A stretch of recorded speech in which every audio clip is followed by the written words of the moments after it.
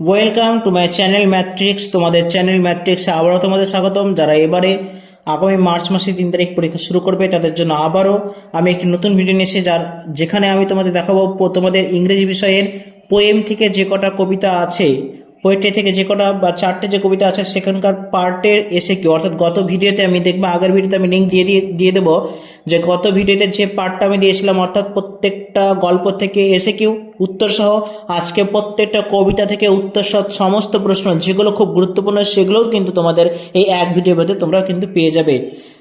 এবং আমি বলবো আমি এর মধ্যে থেকে যেগুলো স্টার মার্ক দিয়ে দেবো সেগুলো আরও বেশি করে পড়তে, কারণ এবারের জন্য কিন্তু খুব গুরুত্বপূর্ণ। এবার কথা না বাড়ি আমি শুরু করি।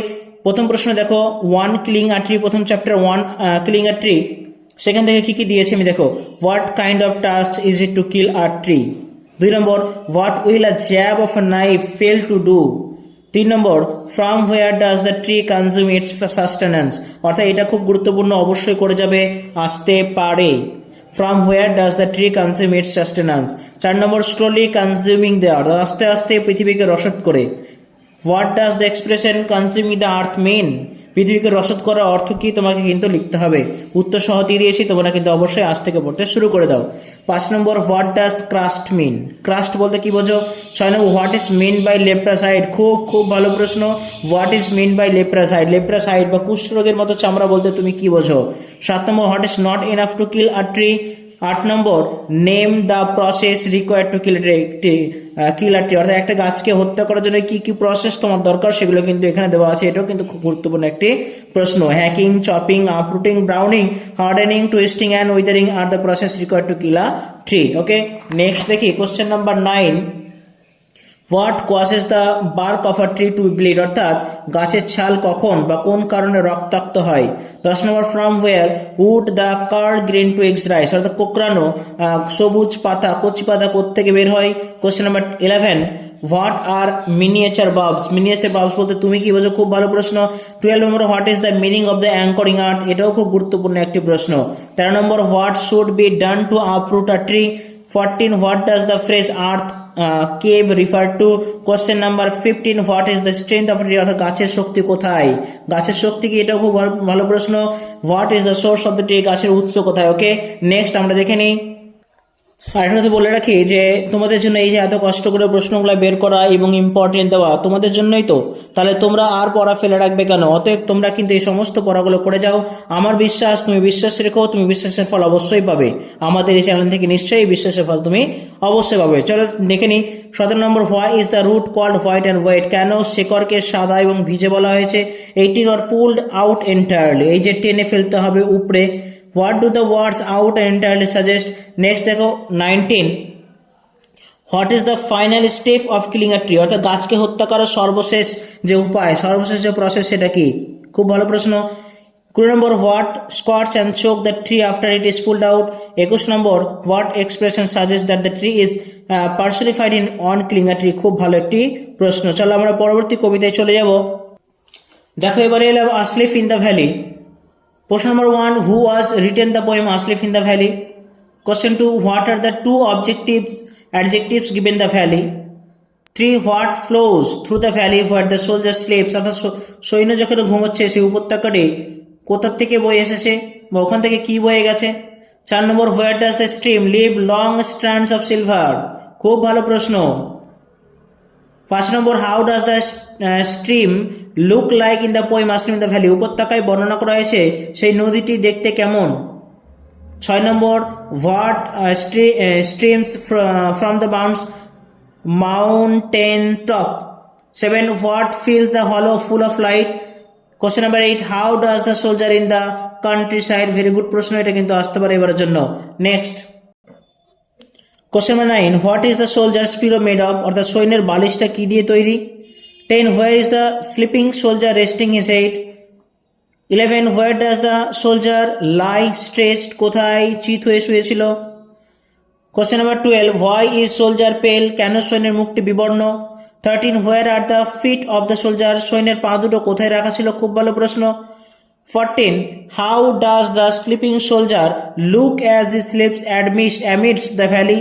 Question number 15, what is the soldier smile compare to. সৈন্যের হাসিকে কিসের সঙ্গে তুলনা করা হয়েছে। খুব খুব একটি ইম্পর্টেন্ট কোশ্চেন তোমাদের জন্য। 16 what is described as gentle without guile, এটাও খুব কিন্তু একটা ভালো প্রশ্ন। চলো কোশ্চেন নাম্বার 17 দেখে নিই।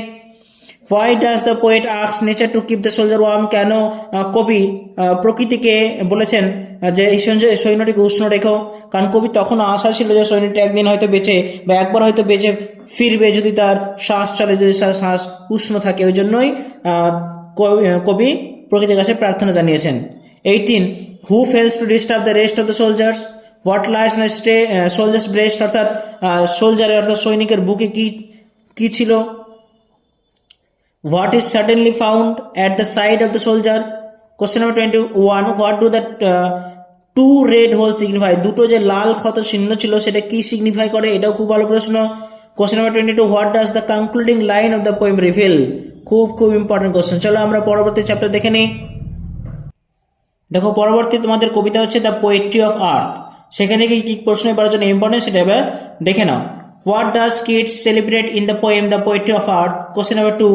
How are the birds in summer according to Keats? Okay. 3. Where do the birds hide when they are faint with the hot sun? যখন অতিরিক্ত গরম সূর্যের আলো যখন অবসন্ন তখন তারা কোথায় লুকিয়ে পড়ে পাখিরা? Question number 4. Whose voice will run? Car voice তখনও চলাচল করে? Who takes the lead in summer luxury? খুব গুরুত্বপূর্ণ। অর্থাৎ এখানে দুটো সিজনের কথা বলা হয়েছে। সিজনের গান অর্থাৎ তারা যে প্রত্যেকটা পতঙ্গ প্রত্যেকটা সিজনে সামার এবং উইন্টার দেখানো হয়েছে, অর্থাৎ গান কখনো বন্ধ থাকে না, সেজন্য এখানে কবিতার নাম পোয়েট্রি অফ আর্থ দেওয়া হয়েছে। Question number 6. Who has never done with his delights? Question number 7. Where does the গ্রাসহপার rest? কোথায় ঘাস ফড়িং বিশ্রাম নেয়? খুব ভালো প্রশ্ন। Question number 8. Where is the music of the cricket hard? ঝিঝি পাখির ঝিঝি পতঙ্গের যে মিউজিক সেটা কোথায় কখন শোনা যায়? কোশ্চেন নাম্বার 9 দেখো, from where is the shrill song of cricket heard? কোথার থেকে ঝিঝির তীক্ষ্ণ আওয়াজ শুনতে পাওয়া যায়? Question number 10. Who increases the warmth of wintry frost? Question number 11. Which seasons are mention in the poem the poetry of earth? এই কবিতার অর্থাৎ পৃথিবীর কবিতা গল্পে দ্য পোয়েট্রি অফ আর্থ গল্পে বা কবিতায় কোন সিজনের কথা বলা হয়েছে? খুব ইম্পর্টেন্ট। এবং সঙ্গে সঙ্গে বলে রাখবো 9টাও খুব গুরুত্বপূর্ণ প্রশ্ন, অবশ্যই তুমি আজকে এক্ষুনি মুখস্থ করে নাও। চলো আমরা পরবর্তী কবিতা অর্থাৎ 3টে হয়ে গেল, আরেকটা লাস্ট কবিতা বাকি দিল সেটা আমরা দেখে নিই। আজকের শেষ কবিতা shall I compare thee to a summer's day? Question number 1. What kind of a poem is shall I compare thee to a summer's day? Question number 2. What adjectives does the poet use to describe the beauty of the friend? Very good, খুব ভালো প্রশ্ন একটি। 3 number. In which month can the darling birds be seen? কোন মাসে darling birds দেখা যায়? Question number 4. What do you mean by summer lease? Summer lease বলতে তুমি কি বুঝো? খুব ভালো প্রশ্ন একটি। What does the eye of heaven refer to? অর্থাৎ স্বর্গের চোখ বলতে তুমি কি বোঝো? কাকে বলা হয়েছে স্বর্গের চোখ? The eyes of the haven means the sun, অর্থাৎ সূর্যকে বলা হয়েছে। Question number 6. How is the gold complexion of the sun deemed? অর্থাৎ সূর্যের যে স্বর্ণালী যে কমপ্লেকশন অর্থাৎ যে রং সেটা কেমন? নেক্সট দেখো 7 number. And every fair from fair sometimes declines mean কি? খুব ভালো একটি প্রশ্ন, করতেই পারো, খুব ভালো একটি line. Question number 8. But the eternal summer shall not fade? What does the word summer refer to here? এখানে সামার বলতে কোনটাকে বোঝানো হয়েছে? খুব ভালো একটি প্রশ্ন। নেক্সট দেখো, নেক্সটে চলে আসে question number 9. What will the poet's friend not lose possession of? Question number 10.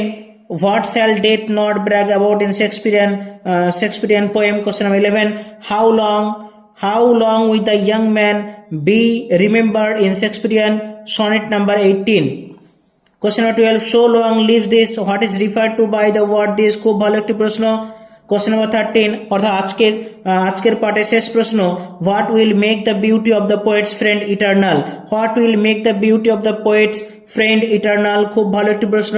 এই 4টে কবিতা থেকে যে প্রশ্নগুলো তোমাদের দিলাম এবং তার মধ্যে যেগুলো স্টার মার্ক করে তোমাদের চিহ্নিত করে দিলাম, আশা করি সেগুলো খুব ভালো মতোই মুখস্থ করবে এবং আমি চাইবো এগুলো কয়েকদিনের মধ্যে তোমরা সেরে ফেলো।